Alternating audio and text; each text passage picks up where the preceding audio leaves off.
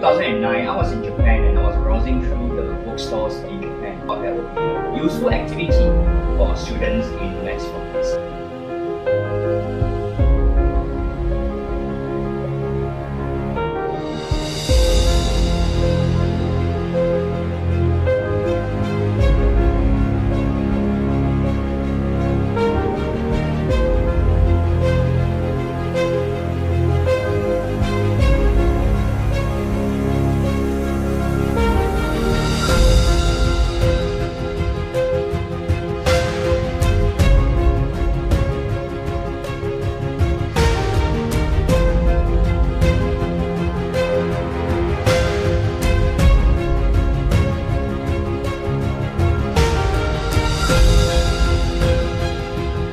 Hi. Hi, can you hear me? Hi, Noah.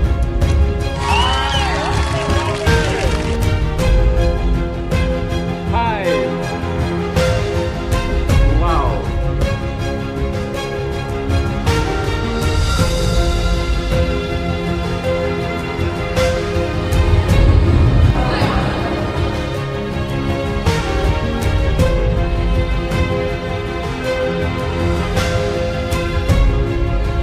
Beri kesempatan untuk menyampaikan sepatah dua kata dalam pertandingan KenKen secara dalam talian